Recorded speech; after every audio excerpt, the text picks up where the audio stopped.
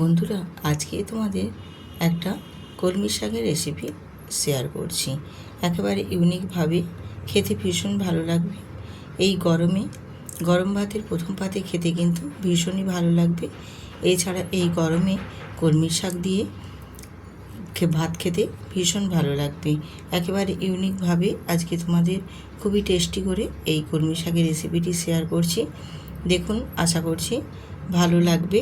আর কলমি শাকগুলো এত সুন্দর, এত নরম, তাই ভাবলাম তোমাদের সাথে আজকে এই ইউনিক রেসিপিটি শেয়ার করি।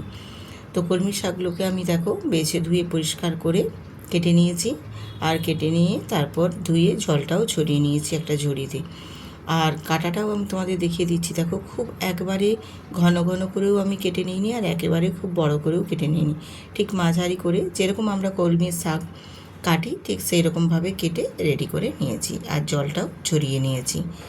এরপর আমি চলে এলাম গ্যাসেতে। গ্যাসটা অন করে দিয়ে আমি একটা কড়াই বসিয়েছি। আর কড়াইয়ের মধ্যে কয়েকটা আমি চিনেবাদাম দিয়ে দিয়েছি। আর এই চিনেবাদামগুলোকে একটু শুকনো কড়াইয়ের মধ্যেই নাড়াচাড়া করে ভেজে নেব। আমি রূপা, ব্লগসুইথ রূপা চ্যানেলে আপনাদের সবাইকে স্বাগত। আজকের এই গরমে সবজির মধ্যে কলমি শাক যদি গরম ভাতের পাতে থাকে খেতে কিন্তু ভীষণ ভালো লাগে।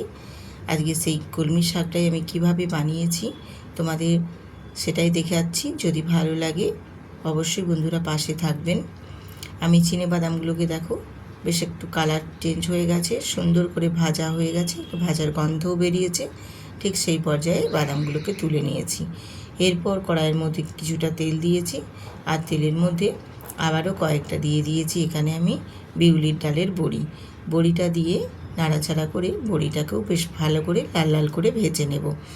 এরকমভাবে বড়িগুলোকেও একটু ভেজে তারপর তুলে নেব। আর এই আজকে যে কলমি শাকটা আমি তোমাদের বানিয়ে দেখাচ্ছি, এটা কিন্তু গরম ভাতের পাতে প্রতিদিন যে কোনো একটা শাক রাখবে। শাক খাওয়াটা শরীরের পক্ষে ভীষণ ভালো। যেসব বাচ্চারা খেতে চায় না, বায়না করে, তারাও কিন্তু আজকের এই কলমি শাকটা ভীষণ পছন্দ করে খাবে। আর খেতেও ভীষণ ভালো লাগবে। ওই বিউলির ডালের বড়িগুলো ভেজে নিয়ে তারপর দেখো ওই তেলের মধ্যে আমি দিয়েছি একটা শুকনো লঙ্কা আর একটা পেঁয়াজের কুচো আমি কুচি করে নিয়েছিলাম, সেই পেঁয়াজটা দিয়ে দিয়েছি। আর এই পেঁয়াজটাকেও আমি একটু ভেজে নিচ্ছি। তো পেঁয়াজের ভাজাটা কিন্তু একদম লালও করব না, আর ব্রাউন কালার করেও করব না। ঠিক এই রকম সাদা সাদা টাইপের পেঁয়াজের ভাজাটা হবে। আমি এই পর্যায়ে রেখেই এবারে আমি শাকগুলো দিয়ে দেব। আমি যে ধুয়ে জলটা ঝরিয়ে রেখেছিলাম শাকগুলোনের, ওই শাকগুলো এবার আমি ওই পেঁয়াজের ওপরে দিয়ে দিলাম। আর শাকগুলো পেঁয়াজের উপরে দিয়ে এরপর আমি শাকের মধ্যে দিয়ে দেব স্বাদ মতো নুন, আর দেব সামান্য কয়েক দানা এখানে চিনি। আর চিনিটা যারা পছন্দ করো তারা দিতে পারো, যারা পছন্দ করো না তারা স্কিপ করে যেতে পারো। কারণ চিনিটা দিলে শাকের টেস্টটা কিন্তু ভীষণ সুন্দরভাবে লাগে খেতে, তার জন্য আমি চিনিটা দিলাম। শাক জিনিসে একটু চিনি দিলে খেতে কিন্তু বেশ ভালোই লাগে। এরপর চিনি আর নুনটা শাকের সাথে খুব ভালো করে মিশিয়ে নেব। নাড়াচাড়া করে বেশ এপাশ ওপাশ করে খুব সুন্দর করে একদম নাড়াচাড়া করে মিশিয়ে নেব। আর শাকটা খুব ভালো করে যখন মেশানো হয়ে যাবে তারপর একটা ঢাকনা দিয়ে ঢেকে দেব।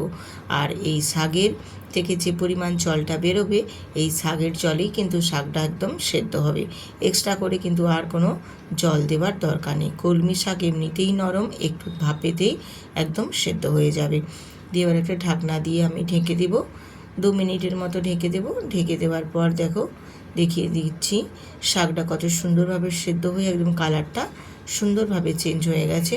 আর শাকের যে এক্সট্রা জল বেরিয়েছিল সেই জলটাও কিন্তু একদম শুকনো শুকনো করে শুকনো হয়ে গেছে। এবারে এই শাকটাকে একটু নাড়াচাড়া করে আর একটু শুকনো শুকনো করে নেব। আর এই রকম শুকনো শুকনো করে নেওয়ার সময় দেখো আমি এখানে অ্যাড করে দেব আমি যে ভেজে রেখেছিলাম যে বিউলির ডালের বড়ি, সেই বড়িগুলোকে আমি এবার এখানে দিয়ে দেব। আর বড়িগুলোকে দেওয়ার সময় কিন্তু হাতের মধ্যে আমি একটু মানে চেপে চেপে একটু গুঁড়ো করে করে দেবো বড়িগুলো গোটা গোটা দেওয়ার দরকার নেই। এরকমভাবে একটু ভেঙে ভেঙে গুঁড়ো করে দিলে বড়িগুলো যখন খাবার সময় মুখে পড়বে খেতে ভীষণ ভালো লাগবে। এবার বড়িগুলোকে একটু ভেঙে ভেঙে দেওয়ার পরে শাকের সাথে আবারও বড়িটাকে খুব ভালো করে একটু মিশিয়ে একটু নাড়াচাড়া করে আবারও আমি একটু ভাজা ভাজা করে নেব। একটু ভাজা ভাজা করে নেওয়ার পর এবারে আমি অ্যাড করে দেব যে আমি বাদামগুলো ভেজেছিলাম শুকনো খোলায়, সেই বাদামগুলো খোসাগুলোকে ছাড়িয়ে আর একটু আধো আধো করে ভেঙে নিয়েছি। সেই এবারে বাদামগুলো বাদামগুলো এখানে ছড়িয়ে দেব। এই রকমভাবে বাদাম আর বড়ি দিয়ে যদি কলমি শাক ভেজে নেওয়া হয় খেতে কিন্তু ভীষণ টেস্টফুল হয়। অনেকেই শাক ভাজাতে হলুদ দেয় বা হলুদটা ব্যবহার করে, আমরা কিন্তু শাক ভাজাতে হলুদটা ব্যবহার করি না। তোমরা যদি ব্যবহার করো সেক্ষেত্রে এখানে তোমরা দিয়ে দিতে পারো। আমরা হলুদ ছাড়াই কিন্তু এই রকমভাবে সুন্দর করে শাক ভেজে নিই। তো আমি সেটাই তোমাদের সাথে আজকে শেয়ার করেছি। দিয়ে এবারে বাদামটাও দিয়ে দেখো, বাদাম বড়ি সব কিছুটা শাকের সাথে বেশ ভালো করে একটু নাড়াচাড়া করে শুকনো শুকনো করে বেশ সুন্দর করে ভেজে নিয়েছি। বেশ ভাজাটাও রেডি হয়ে গেছে। এবারে আমি একটা প্লেটে তুলে নিচ্ছি। শাক ভাজাটা আমার একেবারে সম্পূর্ণ পারফেক্টভাবে একদম রেডি হয়ে গেছে। এবার আমি এটা তুলে নিয়ে তারপর তোমাদের দেখিয়ে দিচ্ছি যে কতটা সুন্দরভাবে রেডি হয়েছে। তোমরা চাইলে এর মধ্যে একটু পোস্তও ছড়িয়ে দিতে পারো, সেক্ষেত্রেও কোনো অসুবিধা নেই, খেতে আরও সুস্বাদু লাগবে। তো আমি পোস্ত দিয়েও এর আগে শাক ভেজে তোমাদের দেখিয়েছি বা আমার চ্যানেলে দেওয়াও আছে, চাইলে দেখে নিতে পারো। ভীষণ সুন্দরভাবে এরকম কলমি শাকের রেসিপি যদি একবার বাড়িতে বানিয়ে দেখো, ছোট বড় সবাই কিন্তু ভীষণ পছন্দ করে খাবে এবং গরম ভাতের সাথে কিন্তু দুর্দান্ত লাগবে খেতে। একবার হলেও বানিয়ে দেখবেন বন্ধুরা, খেতে ভীষণ ভালো লাগে। যেসব বাচ্চারা সবজি খেতে চায় না তারাও কিন্তু পছন্দ করে খাবে। আজকে এইখানেই রাখছি, আবার আসবো আরেকটি নতুন রেসিপি নিয়ে।